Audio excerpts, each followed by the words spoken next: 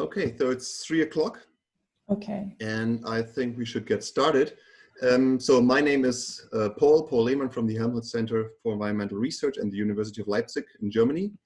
I'm happy to share this session on local externalities of wind power.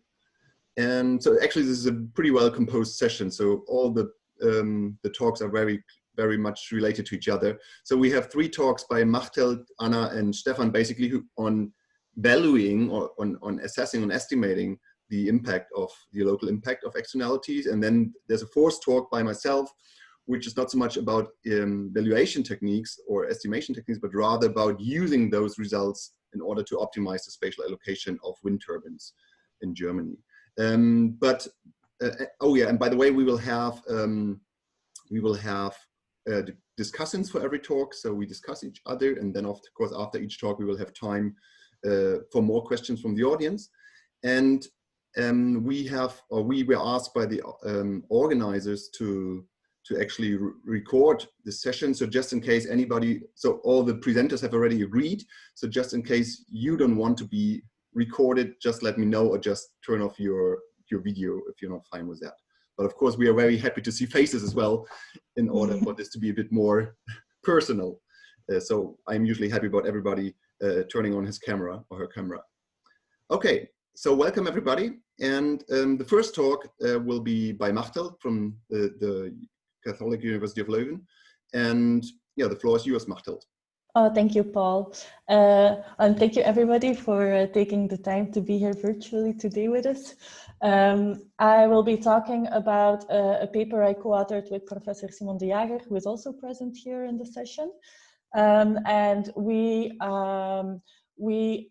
attempt to deal with the not in my backyard question related to wind turbines from a revealed preference point of view. We will do this in the property market of Flanders. Can I just ask if you see that I move my mouse? Yeah, okay, yep. Perfect. So I will give a brief situation on how someone on the construction timeline of a wind turbine, because it's rather complicated in Flanders and it's important for the structure of the paper. Next, I will discuss our research questions and briefly go into our data and methodology that we use. So I hope we have ample time to go over the results from the analysis. So generally, quick overview. Since the paper is from 2004 to 2017. In 2017, wind power accounted for about 23% of green electric energy and 1.5% of the total electric energy. Now, what happens if somebody wants to construct a wind turbine? He needs to do 2 things, right? So he needs to first get an environmental permission. This is done on a provincial level in Flanders, and he needs to get a building permission, which is on the regional level in Flanders. Once he gets those 2 things, the person or organization can construct the wind turbine itself. Now, this process can be long, can be overruled, it can be taken to court. So it's very difficult to find any dates surrounding this. Now we work together with 2 provinces, West Flanders and East Flanders, to get all these dates. So we built this very unique data set in which we know a lot of treatment times for this model that we use.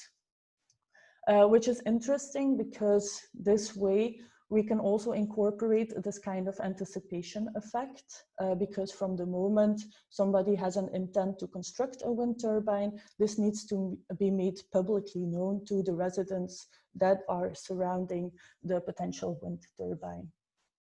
So our research questions are divided into 2 bits. First, we have like the general post-construction research question.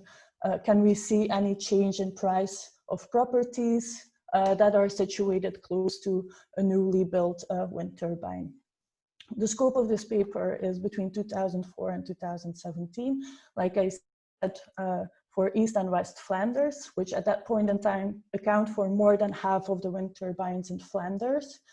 And we use several proximity measures, so a continuous one, some cutoff dummies, and then the distance bands. Then in a second research question, we'll look at, is there any anticipation effect present? And is there any difference between the post-construction and this anticipation effect? Now, as far as the methodology goes, I think we used a pretty straightforward difference in difference model that's based on the Rosen hedonics framework. However, due to the large amount of observations that we have in econometric terms, we decided that it's virtually impossible to pick out all outliers manually because of both a large amount of observations and a large amount of characteristics. So we decided to use a robust regression for the fans of econometrics. We use an iteratively rerated least squares. And the general form of our div and diff looks like the following. So our dependent will be the natural logarithm of the property price that's sold. We include a vector of control variables on different levels. So we have property-specific characteristics, neighborhood-specific characteristics, and we try to disentangle for as many other environmental amenities as possible. So we can really try to single out the effects of the wind turbines. Then a second group is the treatment group dummies. So we try to account for any selection effects. Is the property already situated next to a wind turbine that was constructed before our difference in difference model? I mean, oftentimes these wind turbines get grouped geographically, so we try to account for that a little bit.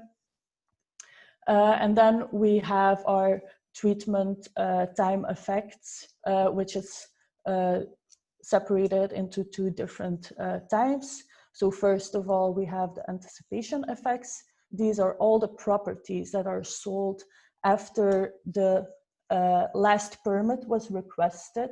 So you have two permits, and from the moment the two permits are requested, they can start the construction of the turbine. And then the second treatment effect are those properties that are sold after the construction.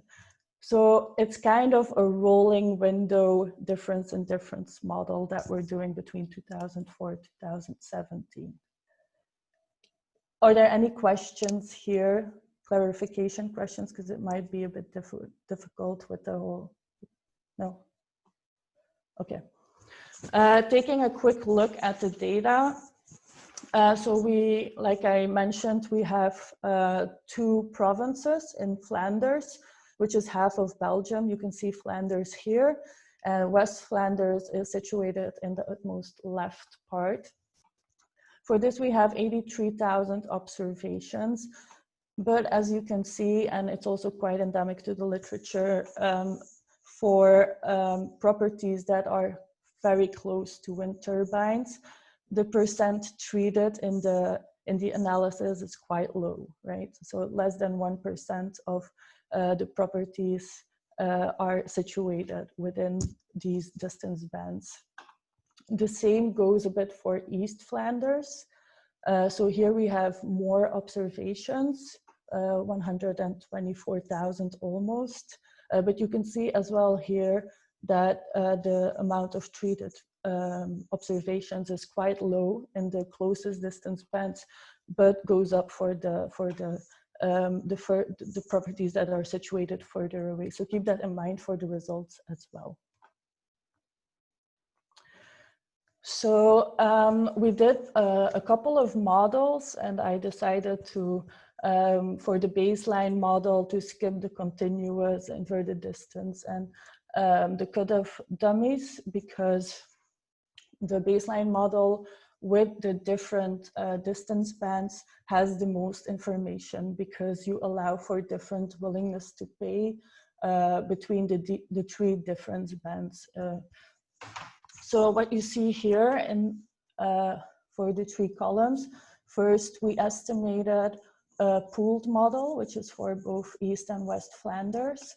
And then respectively, the middle and the right column are for West and East Flanders. Here, the estimates are divided per distance band. So these are the houses situated within 1 kilometer of a wind turbine. The second one is between 1 and 2 kilometers, and the third one is between 2 and 3 kilometers.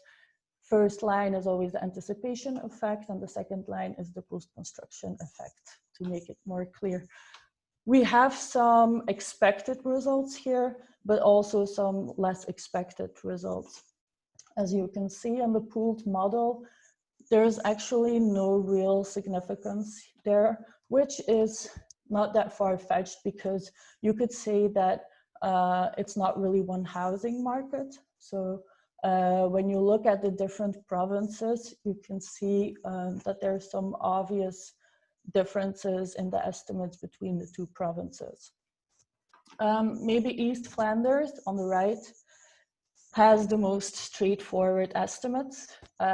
You can see that for the closest distance bands, there's not really any significance, but then going a bit further, you can see actually price depreciation between 1.4, 1.7 for those properties that are situated furthest away, and then between 2 and 2.3% for the one closer by. However, I have to say there's no significant difference between the anticipation effect and the post-construction effect that we could find here. So although the means are different, we find no statistical significant difference between the 2. When you look at West Flanders, it's kind of a different result there. We see some price depreciation in the furthest category, but then you see an actual price appreciation for those properties that are situated closest to the wind turbine that's going to be constructed, or that was constructed, which is kind of a counterintuitive result, right? Well, when looking at this one here in the closest bound, you could say like, okay, this is probably outlier behavior because of it was like 0.3% of the observations that were treated. So it's quite possible that it's outlier behavior. For this one, however, it's kind of like, we don't really know where this is coming from. So we wanted to take it a bit further, and we wanted to see maybe there's some kind of structural break in the model, because we're doing this from 2004 to 2017. We had the financial crisis, right? So we decided to have like some kind of time effects model incorporated in the analysis as well. And we removed the financial crisis years here. Now you can see that the results are more consistent, especially in those categories for which there are enough treated observations. So we have the same layout again as the previous slide. So we have the pooled model, the West Flanders model, and the East Flanders model, but now for the 2 different time periods. So the pre-financial crisis and the post-financial crisis for the 3 different distance bands, right? And in the furthest 2 distance bands, so from 1 to 2 kilometers and from 2 to 3 kilometers, we find like a consistent price depreciation of property prices. Also here, although there are significant estimates, there's no statistical significant difference between the anticipation effect and the post-construction effect. You can see here for the closest distance bands, however, there's still quite significant positive result. But when looking at the treated data, you can see that it's really because there's almost no treated observations in these distance bands. But we wanted to keep them in there so we didn't have to aggregate too much, right? So these are the main results that we have, and I would be happy to discuss them further with you. Thank you.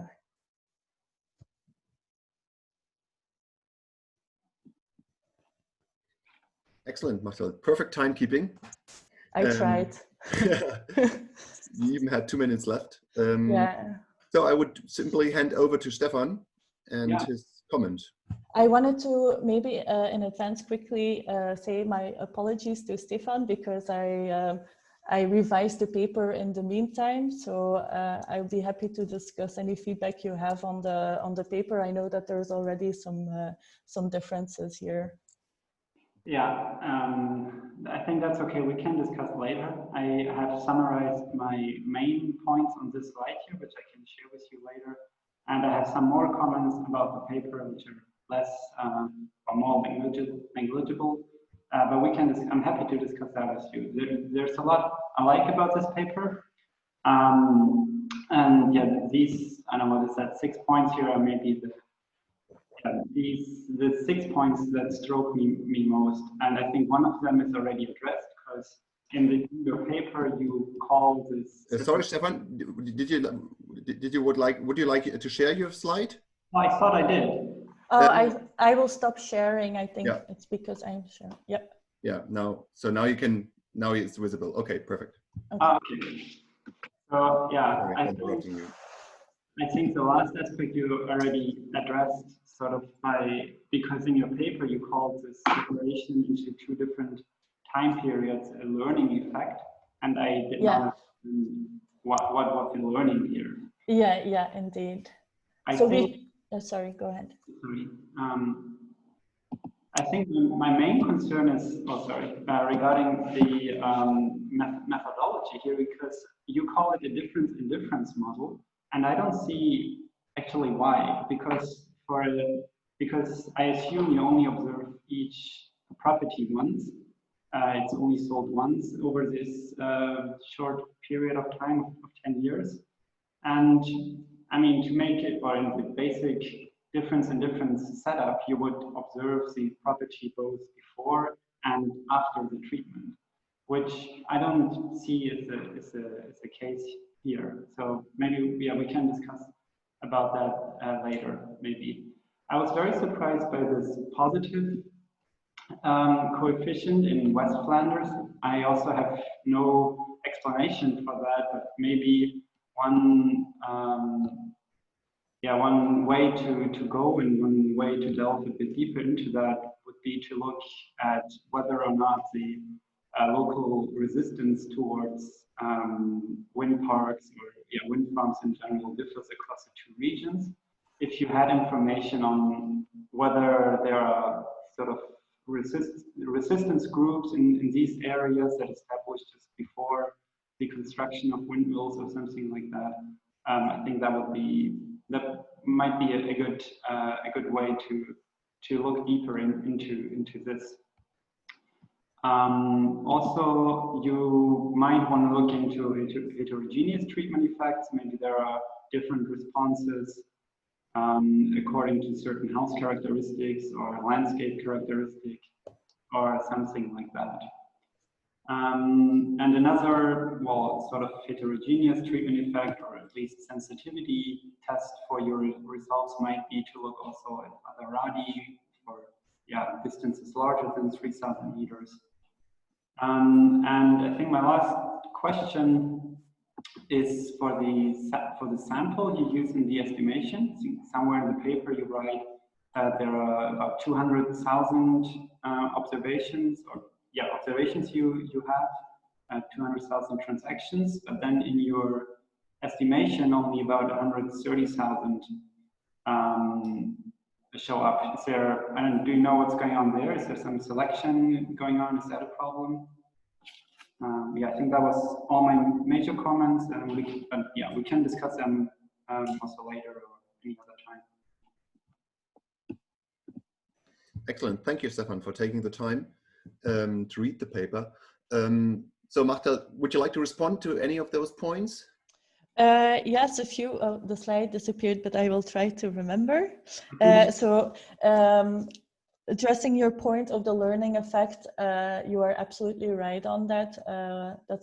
You saw it also in our slides that we changed the name of the model, and I think you are completely right in that sense. And it's more intuitive also to look at the years before the crisis and after the crisis.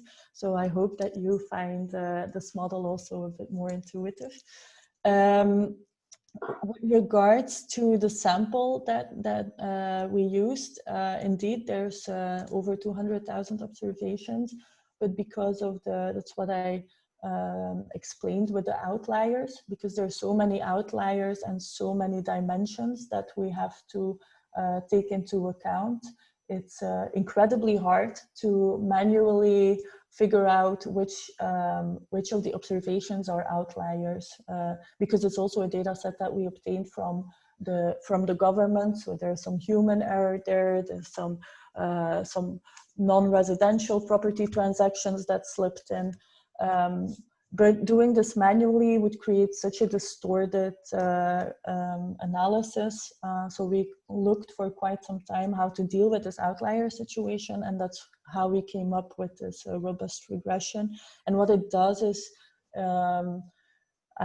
if you want, it's a nice econometric approach, but it will downweight some of your observations. And some of the observations in the regression will actually get a weight of 0 because it's considered to be such an outlier, and those observations are actually dropped from the regression. And that's in the end why we come up with this amount of observations.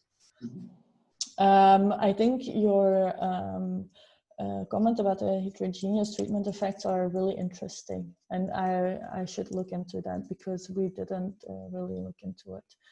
So thank you for that comment. For the difference in difference, yeah, I agree it's not the standard difference in difference, but it is something that is used quite a lot in the hedonics framework. So you compare comparable houses, I would say. I don't know if it's really like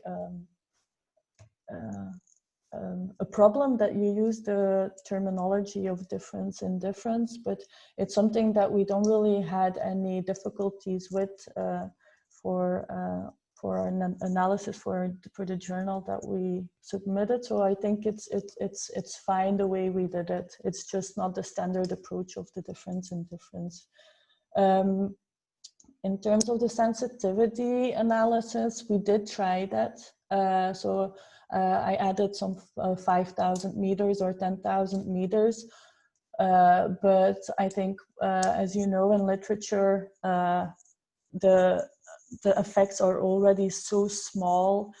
So after 3,000 meters, the chances of finding something decrease. So we never could really disentangle anything significant there. And a lot of papers use this cutoff of 3 kilometers. So we decided to go with this cutoff, right? But we did some sensitivity analysis on that part. And then for the resistance group, I do agree with you, and we will add it to the paper as well, that we will highlight a bit more the differences between the 2 provinces. Yeah, sometimes a result is difficult to explain, and we have this one result that is a bit more difficult to explain, but it's there. So we will try our best to address it. But thank you so much for the comments. They're very valuable.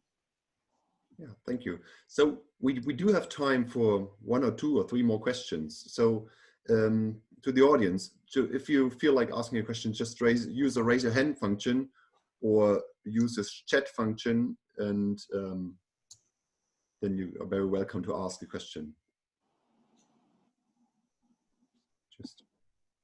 Or if nobody is speaking, of course, you can just speak right away.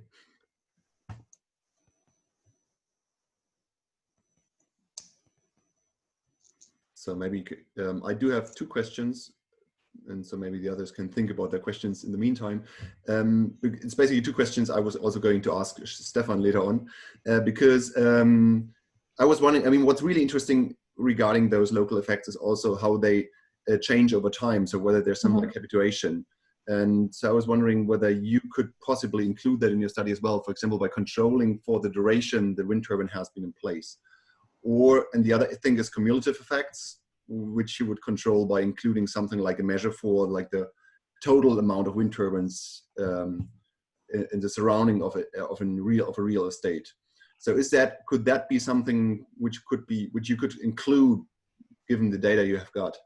Yeah, that's really interesting. I could actually, but I think it would be nice for maybe another paper. And but we do have information on which turbine was built as first, because they often come in a row next to a highway or something. So I do have information on which one was first, and then which came second, and so on. So it's also interesting to look from that perspective, and that's something that we did as well, but did not include in this paper. And I agree on the time effects, the number of years it's been there. Although I don't know how much result we would get from that, but it's certainly something that is worth looking into. It's a good comment. Thank you. I will write it down. Yeah, I tend to make this comment because whenever I talk to people on local effects, many tend to say, well, this is not going to be an issue for the next generation any longer. So once we get used to infrastructures, all these local effects are going to disappear. And so I think it would be really interesting to learn more about the empirical evidence.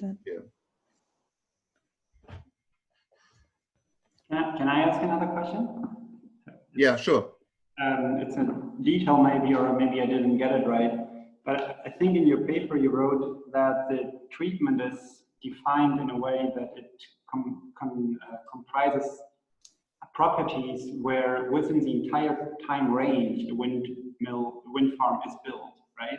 So it's treated, I don't know, for instance, it's treated if at some point between 2004 and 2016 a wind farm will be built there, right?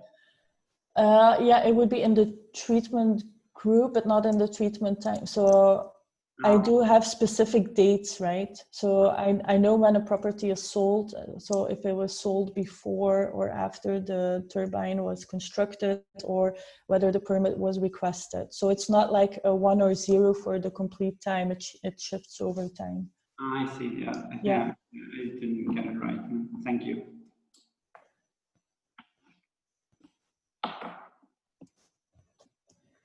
Excellent. So I suggest we move on with our discussion, or with our and continue with the next presentation. Well, thank you for my presentation. So I'm happy to share that with you. Just a second.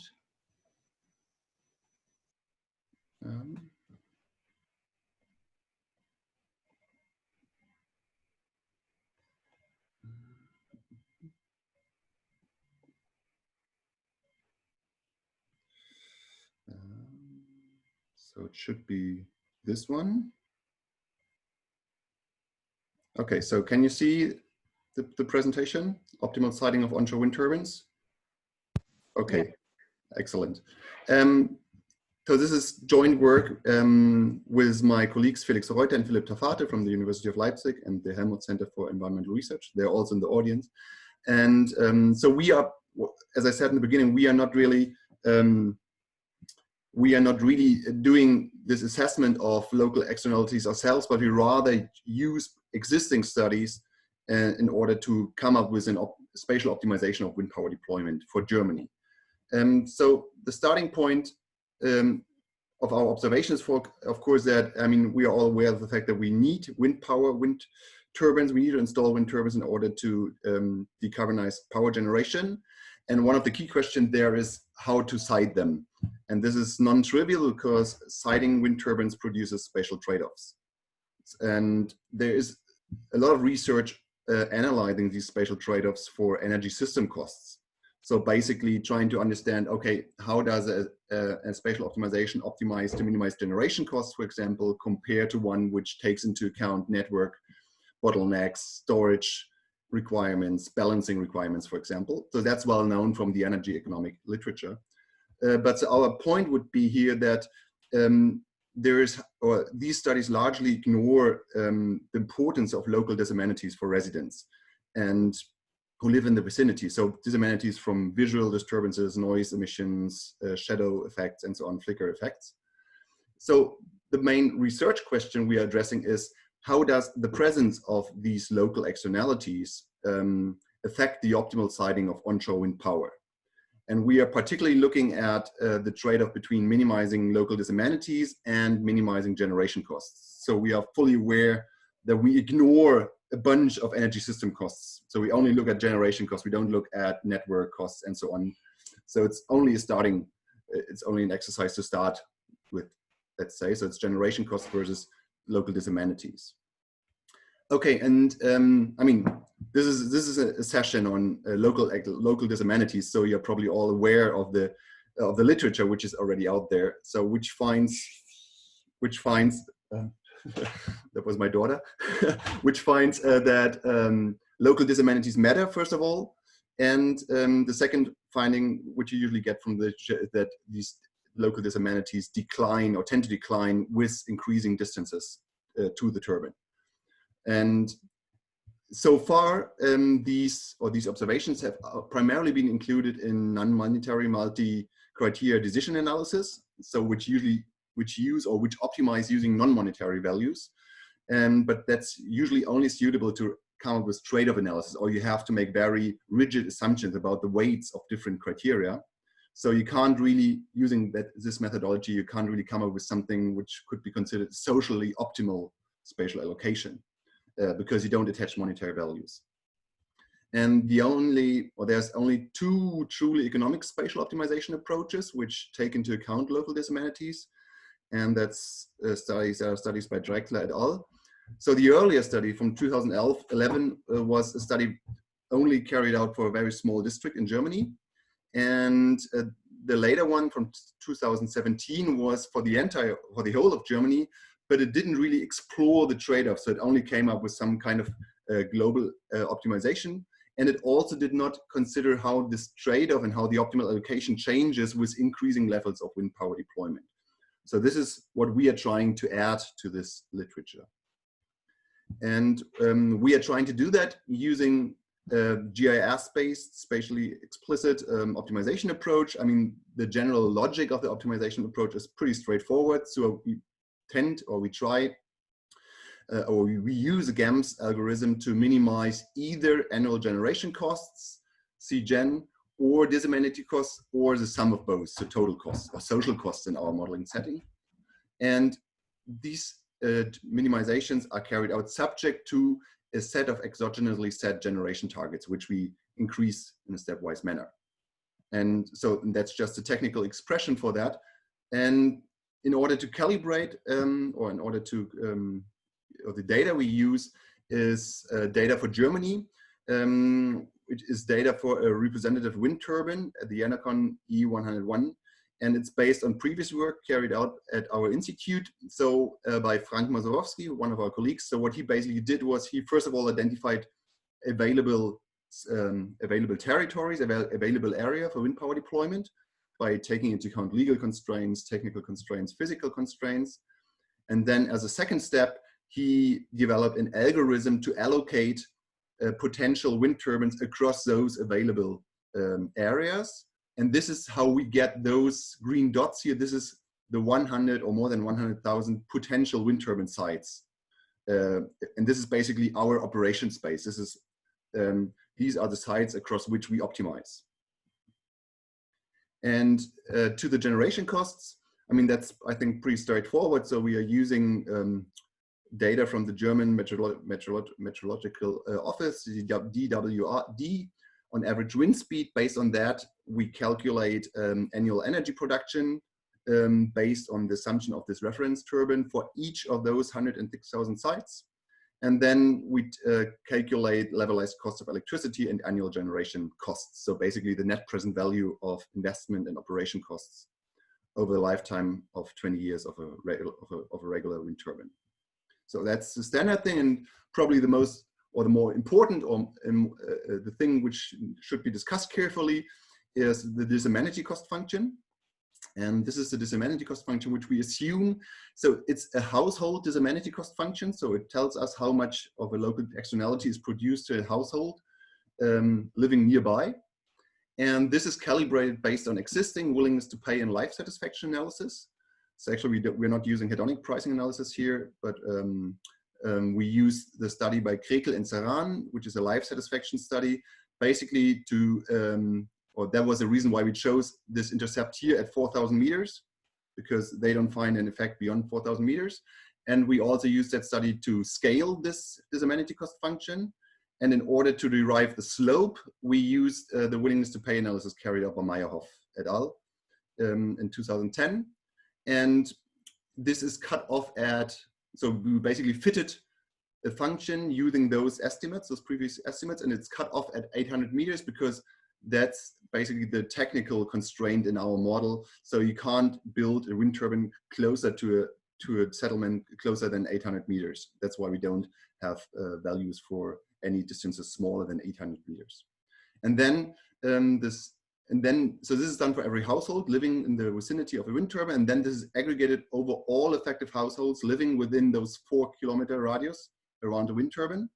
And here, of course, it's an important assumption that we just simply add those up. So we don't assume cumulative effects or something like that. So every wind turbine produces the same marginal damage to the household. Okay, and now to the results. So our main illustration is this one. So I will try to explain it a bit. So what you see here is the cumulated disamenity costs over the cumulated generation costs for different levels of deployment, if you want. So if you start here, you don't have any deployment. So both types of costs are zero. If you're up here in the upper right corner, you have full deployment. So all those 106,000 sites are basically used to install wind turbines. So, and this is the maximum amount of disamenity costs and generation costs. There's no degree of freedom, so you're installing wind turbines on all available sites. But in between, you do have different trajectories. And the blue trajectory would be the trajectory where you increase your level of deployment, but always try to minimize your generation costs. So this is the combinations of generation costs and of disamenity costs for allocations which minimize your generation costs. And the red line or the red curve is just the opposite. It's also increasing deployment, but always trying to minimize your disamenity costs. And the yellow curve is the one which minimizes both costs, so like the socially or the totally optimal costs, so which minimizes total costs. And the gray lines can be interpreted as isoquants, if you like, and for that purpose, I've included this detail. It's just the same graph, but a detail. So this tells you, for example, for 200 terawatt hours of generation, this would be the point where you minimize your generation costs. This would be the point where you minimize the disamenity costs in order to attain this generation target. And in between, you have different combinations of generation and disamenity costs. So this is similar to an isoquant known from microeconomic household theory. And if you want to derive the socially optimal allocation, which minimizes total cost, you just use it as look at the tangent point with the isoquant, with the isocost line, which is this dotted or dashed line here. So what we learn from this is the first thing we learn from this is that there is, of course, a trade-off, especially, particularly if you look at Germany, there's a trade-off between minimizing generation and disamenity costs. So this can be seen by the distance between those blue and red curves, and also by the shape of this isoquants. And the second important information is that the socially optimal allocation, which minimizes total costs, is actually quite close to the one which minimizes disamenity costs. So our result, or this main scenario, would suggest that it's more, or the disamenity costs actually dominate your socially optimal spatial allocation. So it's more important to consider disamenity costs than to consider generation costs. Why is this the case? This is the case basically because both types of costs differ in their spatial variation, in their spatial heterogeneity, in their spatial variance. So the spatial variance is much bigger for disamenity costs than for generation costs. This can be seen in this box plot, but it can also be seen in this scatter plot. So this is specific costs per kilowatt hour, and you see that generation costs for the whole of Germany only vary between 0 and 0.25 or so, while disamenity costs vary between 0 and up to 4.5. So overall, you could argue that disamenity costs dominate our socially optimal allocation because it's more important to control for this spatial heterogeneity in disamenity costs than to control for the spatial heterogeneity in generation costs. So of course, I mean, that may be very sensitive. So now a set of sensitivity analysis is coming. So the first argument could of course be, well, I mean, it's very shaky, or the assumption we made regarding the disamenity cost curve may be very shaky. So what we did was we tried to devalue basically disamenity costs. And the first one was to devalue it by 50%, and the second step was to reduce it by 90%, so down to 10% of our original assumption. And bearing in mind, for example, that there may be something like habituation effects, so that those effects we may strongly overestimate disamenities if we ignore those effects. And what you see, if you reduce it by 50%, nothing is really happening. So the yellow line still stays quite close to the red line. And only if you reduce it to 10%, so by 90%, the yellow line moves more towards the blue line, but it's still in between. So we could argue that our results seem to be fairly robust to variations in the monetary value of the local disamenity. Another issue is, of course, the heterogeneity. The spatial heterogeneity is important for our results. And you could argue that this is, of course, sort of an artifact of our analysis, because we assume this convex curve, which attaches higher weights to sites closer to settlements. And so what we did, we tried to smooth this heterogeneity by just assuming two types of linear functions. And what we see basically is that this doesn't really change anything. So overall, we would argue that at least for the functions we assume, our results seem to be fairly robust to variations in the functional type. So it's still the case, even if you change the slope or the form of the function, it's still the case that disaменity costs dominate. So it's what really matters seems to be the heterogeneity due to the given settlement structure. So then again, you may of course ask, okay, but then maybe this result is very specific to Germany, very specific to the German settlement structure. And this is certainly a valid point. And in order to control for that at least a bit, what we did was we carried out some more small scale analysis for several states within Germany. So we tried to figure out whether the picture differ between different German states. And I mean, you do see that the trade-offs or the shape of these lines vary from state to state. But what still holds is that disamenity costs dominate. So the yellow line is still always close to the red line. So the socially optimal allocation is still close to the one which minimizes local disamenities. And that's it all for results. And so some points for discussion maybe. So first of all, I mean, this analysis may be sensitive to the level and the shape of the disamenity cost function. I mean, we have captured some of those concerns by our sensitivity analysis, but of course, I mean, there may be additional points like the maximum distance we assume where you can detect an effect. What could really make a difference is cumulative effects for disamenity costs. So if you assume that you can't simply add those disamenity costs, but you need to consider for some multiplicative effects. And if you assume they are negative, so like an additional turbine produces ever smaller marginal damage, then I would say this could actually strengthen our result, because then you would probably have even stronger clusters, or then it would be even more favorable to install turbines where they produce little disamenity costs. And then another concern is the spatial heterogeneity disamenity cost function, which we ignored. So we assume a spatially uniform disamenity cost function. So we apply it everywhere, the same function, no matter where the wind turbine is. And having read Stephan's paper, for example, this may be something which you would want to challenge. For example, if you assume that people living in the cities may not be affected as much as people living in rural areas. So this is something we might actually think about if we further develop our paper. And then, of course, we ignore a set of other externalities and system costs, which may also be optimal for or important for spatial optimization. And so to come to an end,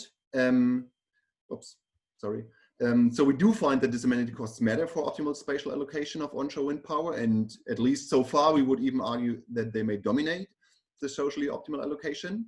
And this is of course important for designing governance mechanisms by which we allocate wind power in space. So I mean, the dominant instrument tend to be auctions, and these primarily allocate wind turbines based on generation costs. And so you could argue we definitely need complementary policies to internalize these external costs. And given that these external local disamenities are usually local costs, which require local information, you could also argue that it's important to have multi-level governance approaches which are able to properly account for this local information. Okay, that's it. Thank you very much. And I'm looking forward to your comments.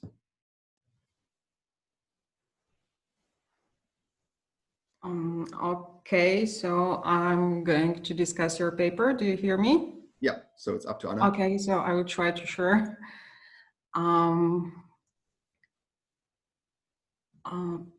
Okay.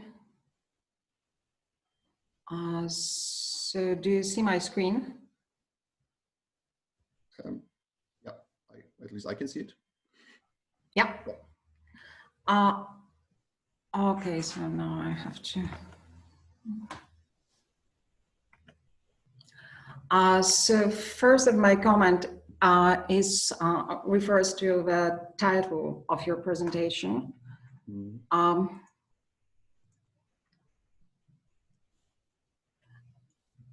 So I think you conducted a very similar study to some extent to the one conducted by Drexler in 2017. So I think it will be good to change your title of the paper to highlight a little bit differences between those two studies to show the added value of your study compared to those by Drexler's. Mm-hmm. Okay. Sorry, I'm first time using this Zoom, so I have some problems with my presentations. You were saying that your paper adds to limited literature concerning spatial optimization of wind power development that incorporate external cost of local disamenities. So I think that part concerning a disamenity evaluation should be a little bit more extended in your paper. I'm not sure which exactly turbine externalities, disamenities are included into your model. These estimates are taken from the study from 2010. So what I assume that you have done some kind of temporal benefit transfer and you extract those studies and incorporate it into your model. But this evaluation of these externalities can depend on the technology. And if you are using the estimates, which are quite, I would say, old, this evaluation can change over time. And what you are discussing in the discussion section is also that preferences towards wind turbines may depend on, for example, turbine density. So taking estimates which are 10 years old may be a little biased results of your model. I found a study by Lehmann and Meyerhoff from 2016, and maybe this choice experiment study where they are valuing wind turbines externalities can be useful to a little bit update this externalities evaluation in your model. For me, it was a little bit unclear. Now you were a little bit more, I understood through your presentation, but still, I'm not sure why you are using, apart from this choice experiment study, a life satisfaction study and the hedonic price study for valuing externalities. There are 3 different approaches. So why not to concentrate on the one approach and to choose these valuations from the study you prefer the most?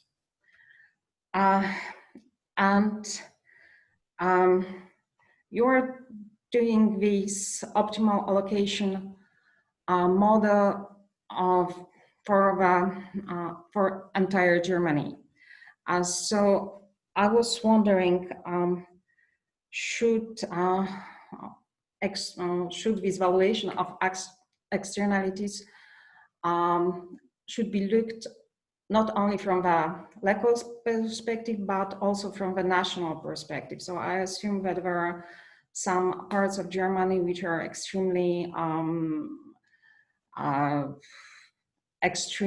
valuable in terms of nature, landscape, cultural aspects.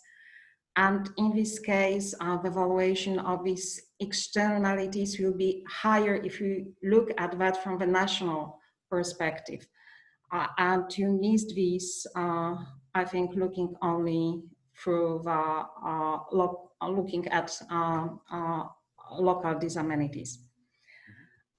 So there are some also aspects like participatory justice and distributional justice which affect the acceptance of wind turbines in respondents' individuals' neighborhood, and by that they affect the valuation of externalities. I think that this aspect could also be discussed in your paper. Electricity generation costs and cost effectiveness. Again, in your study, you take these parameters from the other study, and the same argument, again, the same issue that these values can be time dependent. For example, the investment costs. So have you done any adjustment? So yeah, the other argument issue is that maybe this sensitivity analysis should be extended. You already have done that during your presentation. I'm not sure about grids. Are grid extension costs and externalities are included in your analysis? So yeah, I would like to get such an information. And the problem which you raised during commenting the first paper, that how your model adapt to the time changes, because if you're you claim that disamenities dominate the social optimal spatial allocation of wind turbines.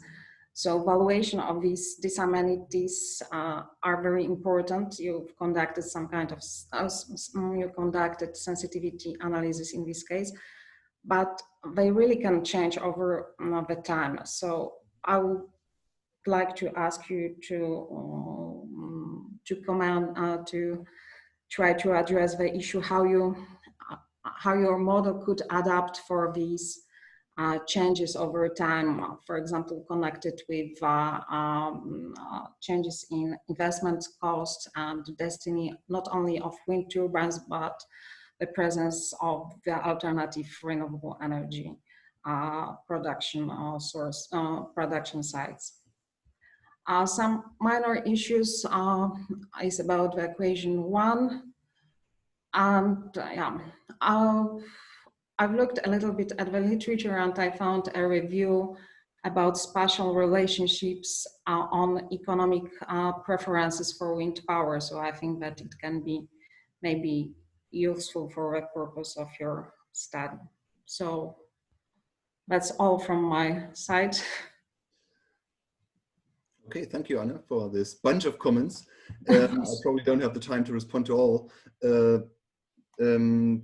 But some I mean, to some question, I can just simply say no. I mean, we did not include grid costs. We did not include temporal effects. The only way to approach that was to do the sensitivity analysis regarding the actual level of disamenity costs. And then maybe one important question was why we use these different methodologies. I mean, the issue was really to calibrate the disamenity cost function. And I mean, there the issue really was that from the willingness to pay analysis, we only get like the marginal change, right, between 2 points. But this is not sufficient if you try to calibrate like an entire function. You also need to know the scale and the intercepts. And so we're basically collecting bits and pieces of evidence from different studies. But of course, that's something which may be challenged. But that was basically the reason why we chose different, where we use different methodologies or different studies in order to calibrate our function. So we're actually running a bit out of time but maybe if there is one or two more questions, that should of course be fine before we proceed to the next presentation. Are there any questions from the audience?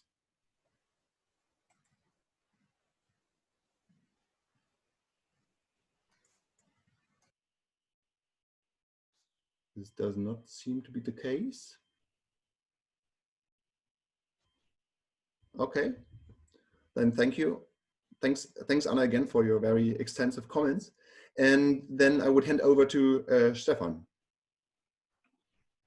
Yeah, thank you, Paul. I think before I can start sharing my screen, Anna needs to stop sharing her screen, right?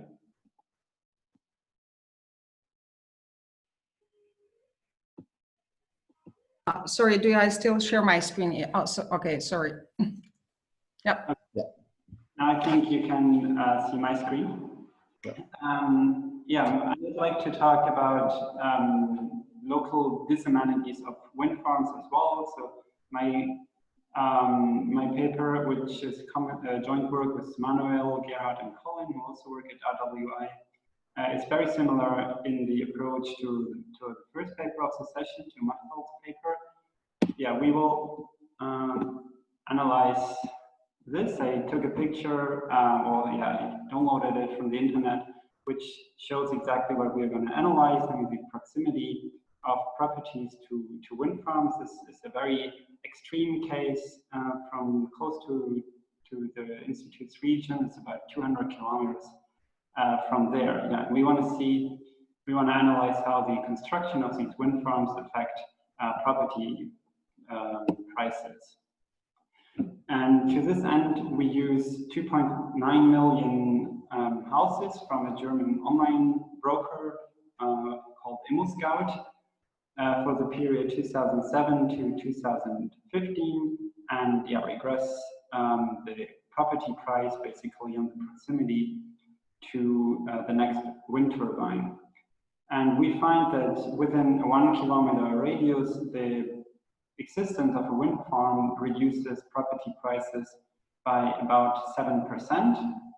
And then this effect fades out over distance. So the further you go away from the wind farm, the lower is the negative impact on prices, the lower is the depreciation of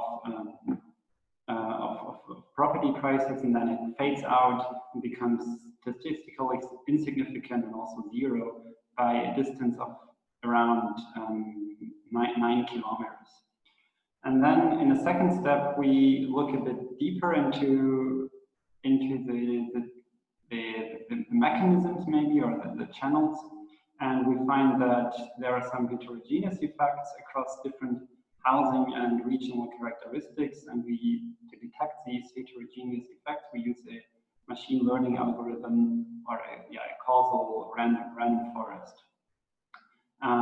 In particular, we find that older houses and and houses in very rural areas are more affected by the construction of windmills. So in a nutshell, we find that the construction of wind farms, of course, has some global benefits, namely the reduction of negative externalities, but these are borne by also local costs, namely the depreciation wind farms. Yeah, I don't think in this session I need to tell a lot about the background. We all know that wind farms and wind energy enjoys very high support among citizens. Every poll shows us that citizens are very much in favor of constructing new wind farms. At least, yeah, they report this preference to wind farms. But then, of course, if it's a wind farm in the nearby in your area, you are very likely to oppose to the construction of new wind farms, which has been often found in the literature and has been denoted as a NIMBY, or yeah, not in my backyard phenomenon.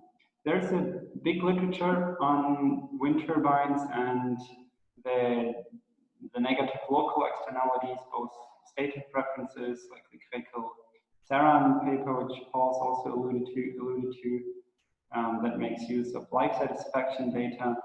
And then there are plenty of revealed preferences studies, such as Machteld's or Reutter and Kostar, and Gibbons in the UK, or Jensen in Denmark. And so the picture still is a little mixed in the literature. There are some papers that find a negative impact of wind farms on property prices, and then there are some other papers that do not find any impact on houses. I haven't found, or I haven't come across a positive impact like in West Flanders, but I think that's the range of observation or the range of coefficients we observe in this kind of literature. So yeah, to get a bit more into detail regarding our data, we use, as I said, about 3 million observations. We only focus on single family houses for the period 2007 to 2015. That means we exclude all multiple family houses, and also we exclude weird house types like huge villas or small bungalows or these kind of properties. And then this information is geocoded, so we can merge some other regional or geographical data. And we use a huge data set from a company called Micron, and they show it on a very detailed, very high resolution level socioeconomic data on a square kilometer raster. So we can observe purchasing power, unemployment, the share of different age groups, the kind of cars, the composition of different cars in a neighborhood, and many variables more. And also of course, we merge then our information on wind turbines in Germany. It's a full data set of wind turbines that were constructed prior to 2007 and until 2015. We gathered this data from several federal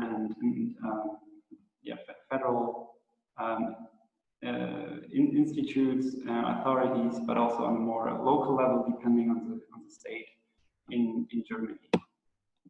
And here we see the distribution of wind farms in Germany also over time. It's a little hard to see, I know, but there were about 13,500 wind farms constructed in Germany before our data collection on ImmoScout started, so before 2007.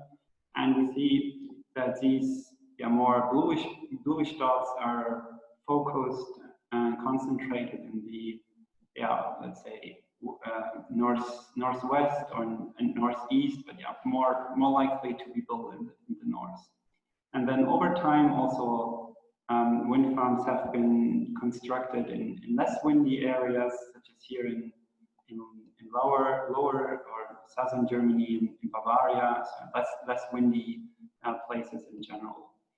Over our time period here, over these 9 years, about 8,000 wind farms have been constructed additionally.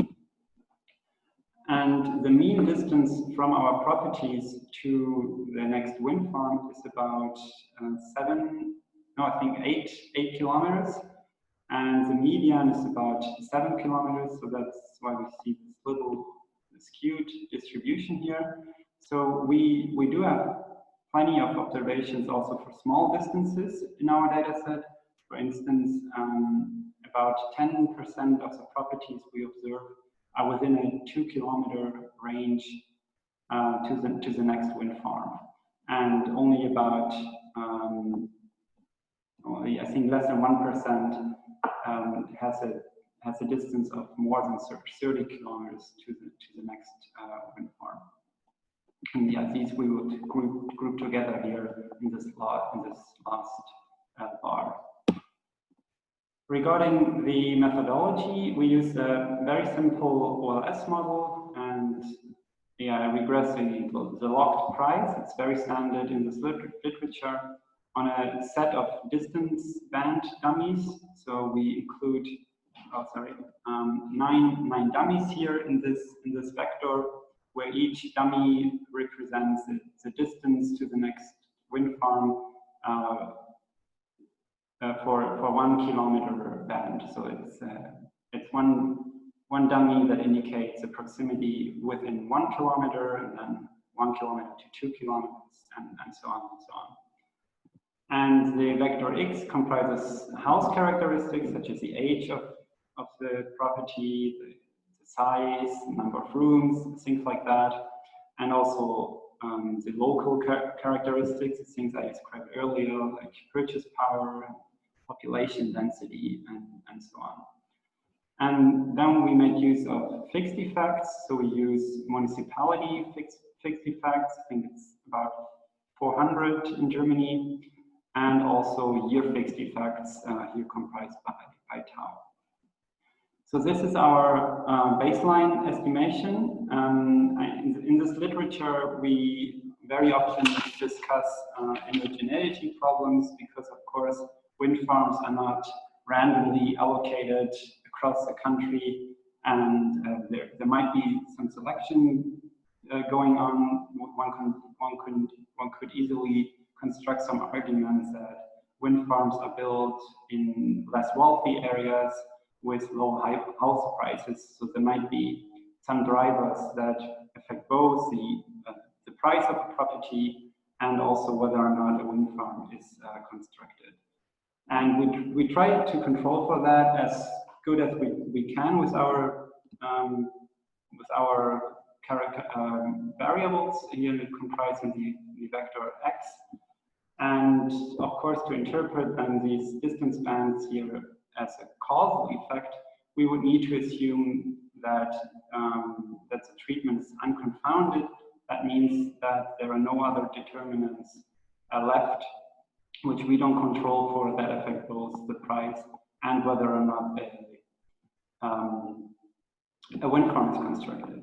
And also based on this assumption, the unconfounded assumption, we run the causal forest algorithm developed by Susan Athey and co-authors in a variety of papers over the last couple of years. And yes, in particular, we use this algorithm to detect heterogeneous treatment effects. Okay, and here I would like to show you our main results in a graphical way. I do not have included the tables here, but we see the result I mentioned earlier, that the construction of a wind farm within a 1 kilometer radius reduces the property price by about 7%.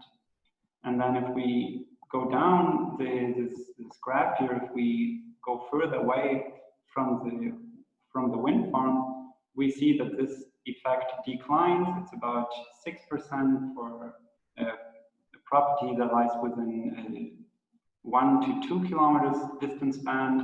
It's about 5% for houses within 3 to 5 distance band, and so on and so on. Then this effect becomes basically zero here if we move further than 8 kilometers away from the property. So yeah, it's so this is a result that is in line with Gibbons, who ran a study in the UK in 2015. So he finds that the effects of wind farms fade out after about 8 or 9 kilometers. And yeah, I think it depends, of course, on some local characteristics, whether or not you are affected by the local disamenities, such as flickering, or I mean, flickering is very unlikely here in these distances, but still maybe you might be disturbed by the view out of your balcony or something like that.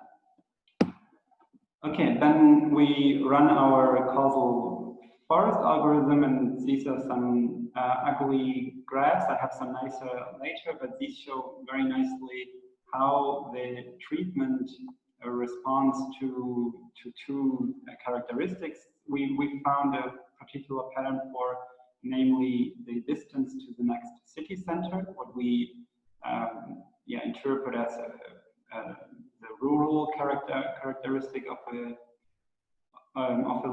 given location, and also the year of the construction of the property. And we see that the further we go away from the city center, the stronger is the treatment effect, meaning that the price depreciation is much higher in rural areas, and it can be very high in very rural areas. And also we see that the negative effect of the construction of a wind farm is higher if a property is affected that is relatively old. In particular, here we see a huge jump for buildings that are, or for properties that are built prior to the 1950s. And so our interpretation of these results are that, of course, regarding the rural-urban aspect, the impact of a construction, the construction of a wind farm might be much more severe in a rural area where one big wind farm just sort of destroys your view, and whereas in urban areas, of course, it's a much more dynamic environment, and an additional wind farm might be not such a big deal for your view or whatever. And the second pattern here we find, so we interpret this, but of course it's hard to find evidence for that. In our data, at least, I guess we could use some survey data to delve deeper into that. But we would interpret this as a preference of people who live in older buildings with a nicer architecture, maybe for landscapes that are untouched and not sort of harmed or whatever, destructed by the construction of a wind farm.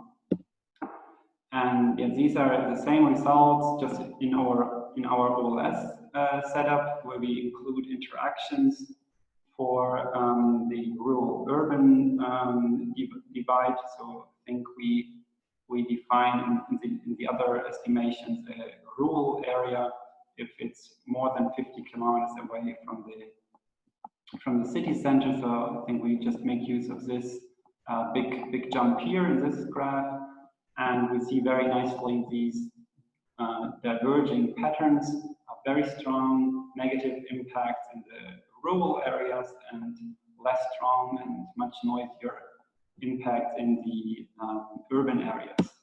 And the same holds for the division of into old and new buildings. We see very strong effects for houses that are built prior to 1949, and very much smaller impacts for houses that are built afterwards. Yeah, and that was it basically. I think I did okay with time. Paul, correct me if I'm wrong. Just to sum up our main results, we found very big negative price reactions that fade out and are heterogeneous across some housing and regional characteristics. So indeed, we observe that the global benefits are paid for by the local residents who are affected by the construction of wind farms. And yeah, we can discuss about possible solutions for that.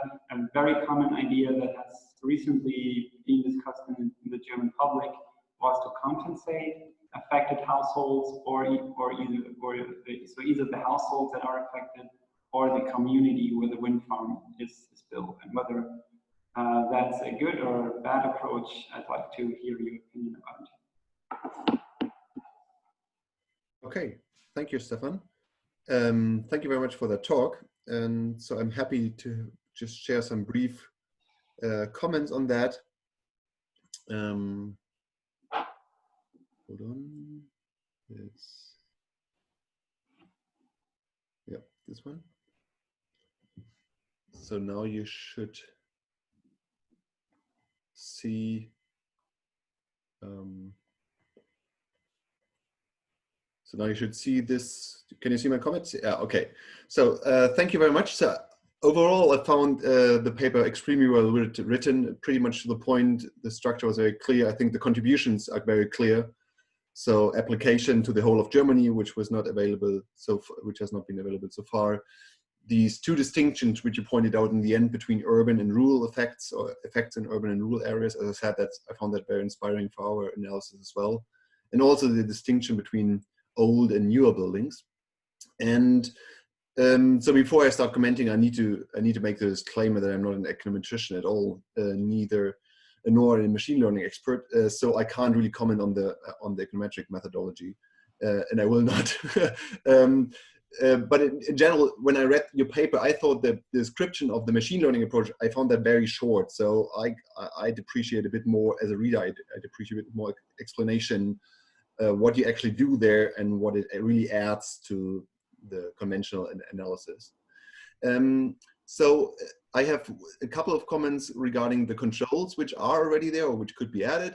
So the first one is a question of understanding, I think. So you make this nice distinction between urban and rural, but I wasn't quite sure how you draw the line here technically. So what makes a city, so when you measure this distance to city center, what is actually a city? Did you consider any population limit or threshold? Because I would presume it makes a difference whether the city is Hamburg or whether the city is like a tiny 10,000 inhabitant city. For example, when it comes to for how long this is really a rural area. So I wasn't quite clear about that. Then you put a lot of emphasis on this heterogeneity issues. And so I was wondering whether, I mean, there should be data available by which you could also distinguish the rural characteristics. So I just included randomly this landscape type analysis, which is available, which doesn't only have urban agglomerations, which are the red areas here, but it also distinguishes between different types of rural areas, which may be a proxy for visibility, for example. So whether it's an agricultural area or whether it's like very small structures, it has very small structures. So I thought that could be worthwhile. And then finally, I thought, I mean, you included a lot of controls in order to account for the characteristics of the market, like level of unemployment and so on. At least that's the way I understood that. So in order to understand whether there's oversupply or not. And I was wondering whether why you don't exclude like explicit market data. Is that not available? Because I thought it would be available, something like vacancy rates, for example, or just average prices per square meter, something like that. So I was just wondering why you don't include those direct measures. But this is probably, I think, only minor points. And then regarding the discussion of the results, I mean, you probably haven't had time, so I would be interested in your policy implementations. So interest-wise, I would also be interested how, I mean, you're comparing to other hedonic pricing approaches, but I would also be interested in understanding, I mean, how those compare to stated preference analysis. So, I mean, which one estimates higher effects, or how can you actually, can you compare that to anyhow? For example, I mean, that's of interest to me if I try to understand, what the actual level of externalities is. So which one finds the higher externalities, for example, or the lower externalities? And then the 2 points I've already mentioned, because I thought this could, I mean, so far your unique selling point is pretty much applying the hedonic pricing approach to Germany, maybe also the machine learning add-on. But I thought, I mean, there could be two add-ons which could really lift the paper even further, and I think you have the data already. So and the one was the cumulative effects. So how many turbines are there? So not only controlling for the next turbine, but maybe controlling for the, if you have like a 4,000 meter radius, to control how many there are. And the second thing is habituation effects, because you do have the year of installation for each turbine. So I mean, maybe we've done that already, but it would be interesting to see whether that makes a difference for how long the turbine has been there. Okay, and then finally, just a brief reference, which you may be aware of, but I didn't find it in your paper. So because there's another life satisfaction study similar to the one by Krekel and Serran. Yeah, and that's it basically. Thank you very much. It was a very nice read. Yeah, thanks, Paul, for the comments. Maybe I just start by responding to your questions about the definition of a city.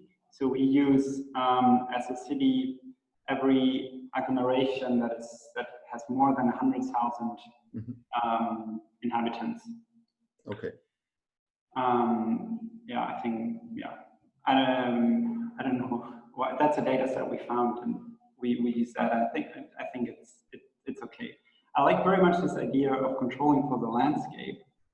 I think we haven't found this, or we haven't even looked for this kind of data, but I think indeed that might be a very good way to control for heterogeneity, or to estimate heterogeneity effects, because as you said, you can control for the type. So if it's an agricultural area around, of course, you're more likely to see the wind farm.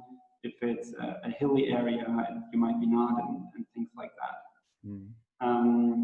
Regarding the explicit market data, we could do that. We could use our data to create some of these variables, like average price per square meter for sure, and things like that in a given area. I would need to look into that. I don't know whether this is done in the hedonic literature, but I will definitely check that. That's a good point, and I will also check for these cumulative and habituation effects. I think that's also, these are two nice avenues for extending the paper. So yeah, regarding the implications, and I think what we have saw so far is just this compensation approach, not to inform policymakers about the also level of compensation that would be needed to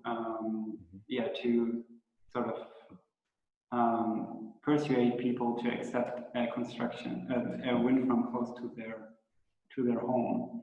But of course, it can also have some regional planning implications. And yeah, I think you're the expert on that, and I'd like to talk about that with you sometime in the future. Okay. Thank you. And thank you. So, I mean, time is already advanced, but I mean, we may just allow for one or two more questions from the audience, if there are any questions, before we hand over to Anna. Machteld. Yeah, sorry, I don't know how to raise a hand, but yeah, so Stephan, it was really interesting since we're kind of working on the same topic. I was so surprised to see that you had such significant estimates for such a long range, you know, up until 8 kilometers. And I was wondering, since you read my paper in depth, do you have any idea where the differences might come from between Germany and Belgium? As I never ever found any significance further than 3 kilometers. Do you have any hint on what it might be? Is it the landscape, or no trees, or? Yeah, maybe it's the landscape. I mean, Germany has lots of areas which are very flat. I don't know, Flanders. Maybe that's a difference. Another difference for the significant impacts could be just it's a larger sample that just adds more power to the estimations. So yeah, it could be that. I don't know whether you find just no significance or also just, yes, very small estimates. Okay. But I think that could be two issues that play a role here. That was interesting to see the differences between the countries. So I don't see any other question here. So I would simply hand over to Anna for the final talk today. And Anna, you're very welcome to share your screen.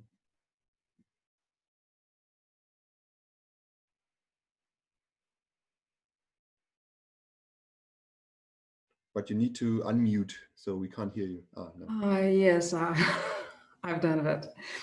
Okay, so do you hear me now? Yes. Okay, so I'm going to talk today about impact of beliefs about negative effects of wind turbines on preference heterogeneity regarding renewable energy development in Poland. And I would like to mention that this is a joint work with two of my colleagues from the University of Warsaw, Wiktor Budziński and Bernadeta Gołębiowska. Okay, just like always, I have a problem with shifting another slide. So as we've heard and as we see, renewable electricity production creates some negative effects, externalities for the society, and those negative effects often generate an opposition to renewable energy developments. So we think that it's really important to understand which of these negative effects are the most silent for the general public, because we think that this may improve the information base for decision makers to pursue renewable energy development in more effective and socially acceptable ways. So in our study, we would like, objectives of our study is to investigate which negative impacts of wind power are the most important for general public in Poland. And we also would like to examine whether, and if yes, how, preferences for renewable energy development are influenced by personal beliefs about particular negative effects of wind turbines activity. And in this study, we are focusing on wind energy because this kind of energy is the most familiar renewable energy type in Poland, and therefore we assume that individuals are more likely to have well-formed attitudes towards it. So to investigate this issue, we conducted a choice experiment study. So this study was about development of renewable energy sites in the respondents' neighborhood. So we told our respondents that according to the truth, that renewable energies as well as the electricity grid will be expanded in Poland, and actually that they have a choice how this development will look like in their neighborhood. So they could choose among 3 alternatives describing different renewable energy types. So electricity from wind energy, electricity from solar energy, and from biomass. They also could have a chance to choose a status quo option, which in our case wasn't a standard one. It was an option, an alternative were labeled that how the development of renewable energy in the respondent's neighborhood doesn't matter to the respondent. So this alternative represented some kind of general plan of renewable energy development without specific focus of extending any particular renewable energy type. So a few words about our survey. It was, we have a representative sample of 800 Polish, we had a representative sample For Poland, we conducted this study face-to-face. The design, it was a Bayesian seed design, and at the end, each respondent received 6 choice tasks. So we explained to our respondents that if we are talking about wind energy, we referred to the electricity generation with single wind turbines and wind farms exclusively onshore. Solar energy, it was electricity generation with photovoltaic system in the open landscape, and biomass, electricity generation with biogas or biomass from cultivation, for example, corn. So here you can see attributes and levels which we used in our choice experiment. So we have 5 non-monetary attributes which refer to characteristic of renewable energy infrastructure, and also the last attribute is the monetary attribute, the change of electricity bill. So here we can see the example of choice card presented to our respondents. After the choice experiment, the next part of our survey was devoted to respondents' beliefs concerning negative impacts of wind turbines activities. And those statements were chosen based on the results of the focus groups, which we conducted prior to our main study. Those statements are: wind turbine activity is harmful to human health. Wind turbine activity is burdensome for local residents. Wind turbine destroyed landscape. Wind turbine activity is harmful to animals and or cultivation. So 4 domains, we called that those domains: health, disturbance, landscape, and environment. And perception of beliefs to this statement were measured through agreement using the standard Likert scale. So with these answers, I definitely disagree to I definitely agree. However, there was a small novelty in our approach because we didn't include I don't know answers in the Likert scale as a middle point.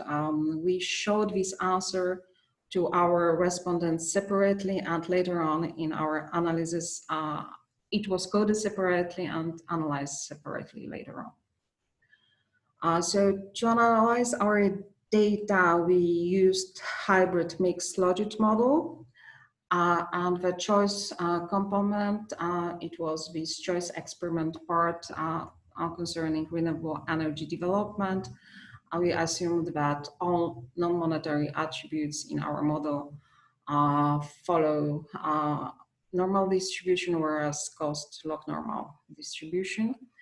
In measurement equations, we have data from our attitudinal statements, so beliefs about wind turbine negative effects in those for domains. It means environment, disturbance, health, and landscape. How we constructed our hybrid model. Measurement equations in our model were modeled as a 2-part process. So in the first part, we were looking at the probability of revealing opinion about negative effects. So if you look at this equation, so you can see that K here, it's a variable which takes 1 if an individual chooses I don't know option to the attitudinal statement, and 0 otherwise. So if respondents said that they have an opinion about wind turbine negative effects, then there was the second part. It was analyzed by ordered probit. Here we measured the strength of agreement to the attitudinal statement about potential wind turbines external effects in those 4 domains. Even these measurement equations consist on 2 parts. All these equations from both of these 2 parts were estimated simultaneously as one-step approach. And as you can see from this equation, the probability is influenced by 2 latent variables, but we also checked the specification with 1 latent variable, but it led to inferiority to the data. It's why we have these measurement equations with 2 latent variables. So turning to the results, so we found out that the majority of our respondents actually support the development of renewable energy in Poland. Most of them, they are familiar with wind turbines. Looking at the beliefs, we can see that in general beliefs in negative effects of wind turbines activity actually is not deeply rooted among the respondents. Majority of those respondents didn't agree with the statement about negative effects. If you look at this table, you can see that the biggest disadvantage of wind turbine activity was assigned to the statement that wind turbine activity is burdensome for local residents. So if we look at the distribution of I don't know answers to this attitudinal statement, we can see that the lowest number of I don't know answer was related to was revealed actually by respondents when they were asked about wind turbines' effects on landscape. The highest share of I don't know answered were revealed when they were asked to assess the impact of turbines on animals and or cultivation. So actually these results, we think that may show that our respondents were more cautious when they were judging more complex issues. And the results of a hybrid model choice component. So we can see that on average, respondents would like to have input on renewable energy extension in their neighborhood. If you look at the sign and a significant level of alternative specific constant associated with 3 first labeled alternatives, so those the significance and signs of alternative specific constants, all else held constant, suggest that respondents would prefer solar power over wind power and wind power over electricity from biogas. We also can see that our respondents prefer renewable energy production sites to be built far away from a place of residence, and that they would like to have new built high voltage transmission lines to be built actually underground. If you look at the cost coefficient, it suggests that our own respondents actually are sensitive to cost changes, what is very good, and they prefer cheaper solution to more expensive ones. Looking at the standard deviation, it's significant for all attributes, indicating a preference heterogeneity among our respondents. So turning to the main objective of this study, we see that measurement equation show that latent variables capture these intrinsic beliefs regarding negative impacts of wind turbines activity. So we found actually that both latent variables are related to having opinions, revealing opinions on wind turbines' external effects. As you can see in this table, higher values of these variables increases the probability of giving assessment on wind turbines' potential effects.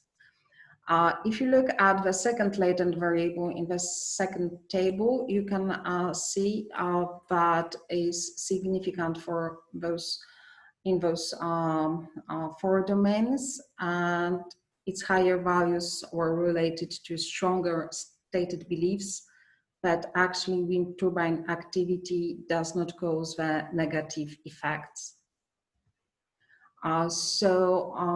Because of that, we can see that in two parts of this measurement components, the first latent variable is significant in these 4 domains. We call this latent variable as having opinion. The second one we connected with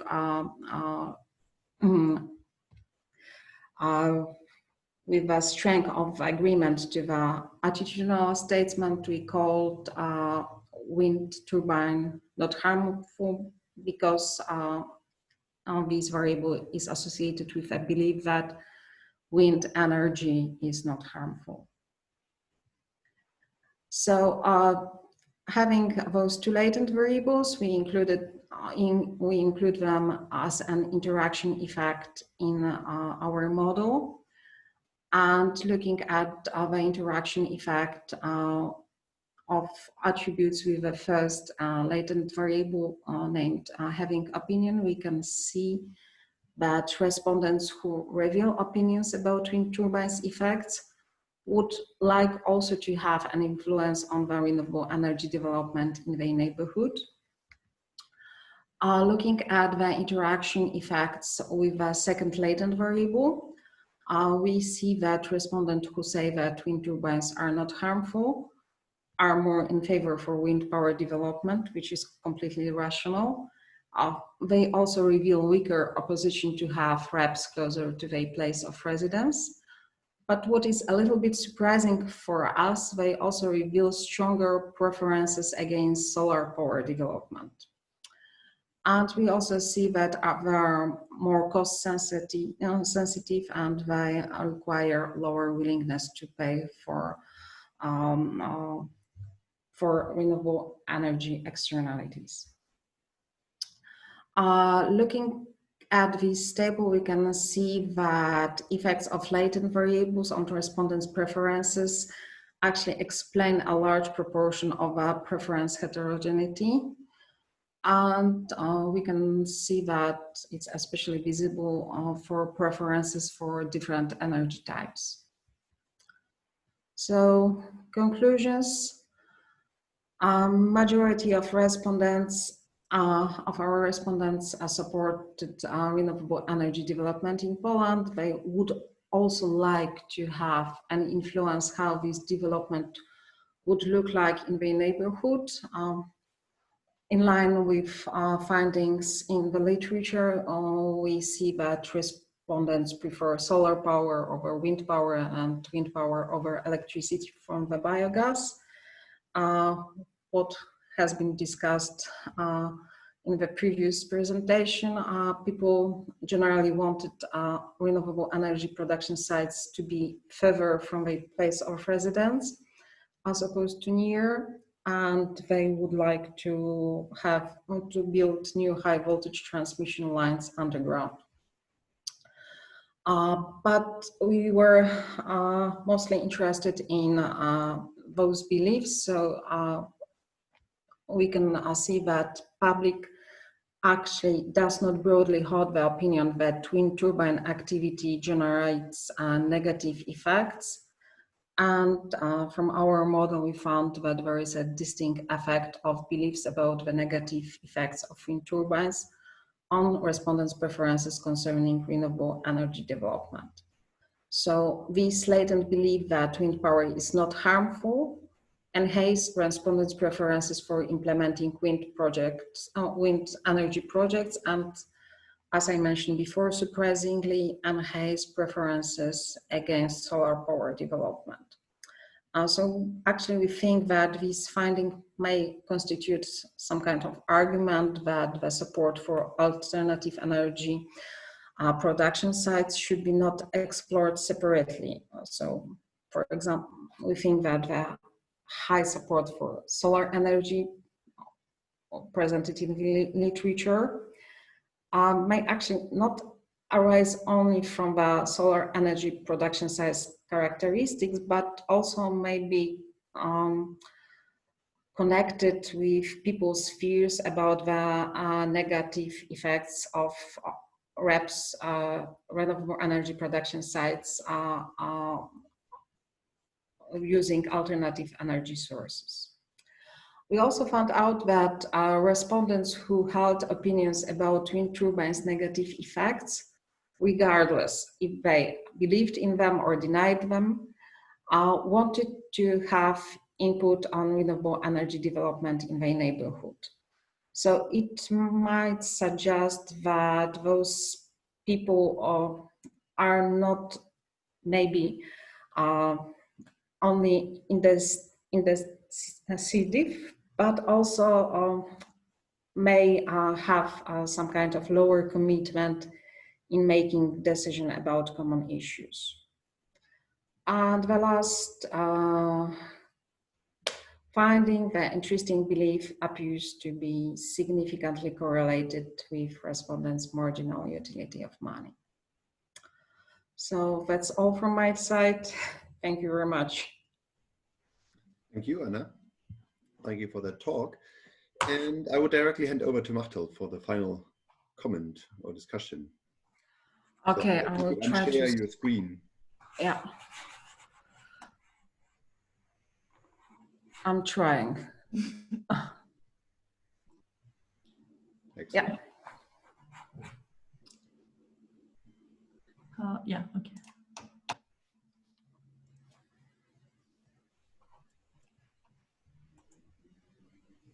I'll make it short. Well, Anna, thank you. I read your paper with a lot of interest. I have to say it was quite technical, so I had to keep my mind on it. I think it's a very novel paper and it has an obvious added value to the literature. It's also nice to see, because I'm a revealed preference academic, to see the differences between the stated and the revealed. It's always nice to make the comparison. I thought maybe the latent variable explanation in the paper, it was sometimes quite technical. So maybe you want to reconsider making it a bit easier for the layman or the person who's not very familiar with the hybrid models to understand a bit better what you, the results of the paper, I would say. Oh, I lost my screen, sorry. For the conclusion, you wrote that the respondents who were less convinced about wind turbine negative effects, so I guess people who are indifferent about, more indifferent towards it, do not mind having renewable energy sites. Now I was wondering, maybe it's more interesting to put it the other way around and to say what respondents say that are convinced about the negative effects. I think from a policy point of view, this might be more interesting because those are the people that will complain in the end. Moreover, I was wondering whether the phrasing of the questions might affect the respondents in any behavioral ways, because you ask the questions from a negative point of view. Do you think they're harmful or for the health or burdensome for the community? I don't know in what order that you ask the questions, but if you first ask the respondents about their feeling and you already nudge them a little bit towards a feeling of negativity, and then ask them if they want to have this wind energy in their backyard, would it be possible that you nudge them a little bit towards some kind of result? I don't know about it, so I don't know how surveys are being done in that regard, but that was a question that I had. Also, with regards to the survey, you said please think about something being built 10 kilometers from your place, or if you live in a city, the surroundings of the city. But then I thought, does it really ask the same question? Because if you live in a rural area, you might consider your own backyard. But if you live in the city, it might become a more, some kind of abstract idea. If you just have to look at the surrounding of the city, maybe it's not about your own backyard anymore, compared to if you look at in a rural area where you do think about your own house.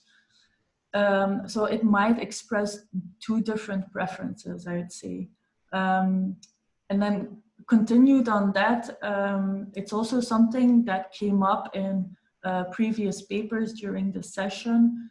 I think it would be interesting to see if there is a difference between rural and urban respondents, because I can imagine that the behavior between the two is different, right? If you have people living in the city, they might look quite different towards high voltage lines or solar power or wind energy than somebody who's living in a rural area. And I think it's, but I don't know if you have the data on it, but maybe for future research, it would be of added value to account whether somebody already lives in that close to a turbine or close to a solar panel installation or close to a high voltage line, because I think that might adapt the information and the knowledge that they have already about these things. So it might influence both their preferences and what they're willing to pay for or willing to avoid as an additional installation next to their house. Okay, thank you, Machteld, for taking the time to read the paper and come up with some coming up with some comments. So we have 5 minutes left, but maybe Anna would like to comment on some aspects. And then we'll, of course, have time for the audience to maybe raise 1 or 2 questions, so the audience can already start thinking about questions. But Anna, the turn is yours. Okay, so thank you very much for commenting my paper.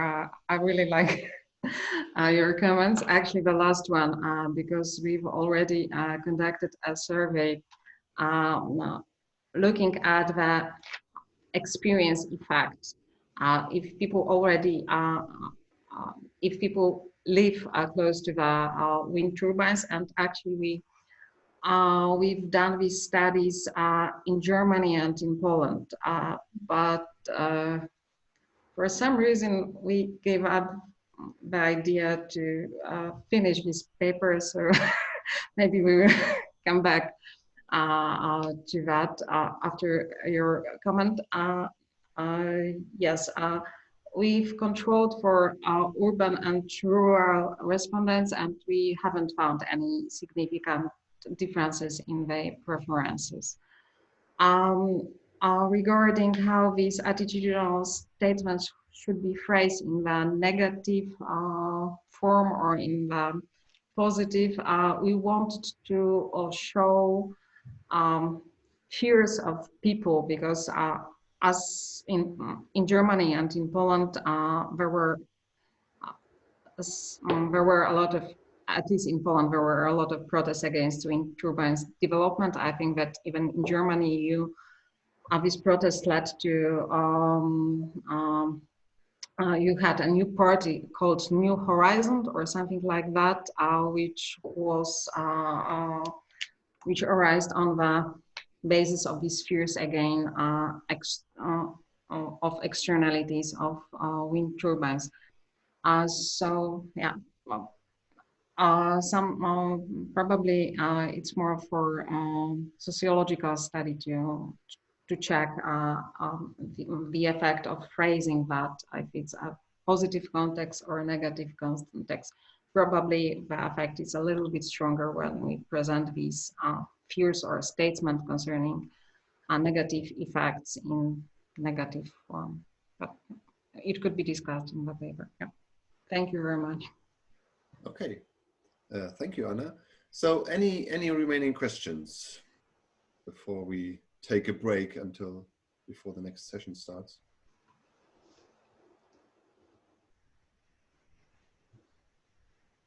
Okay.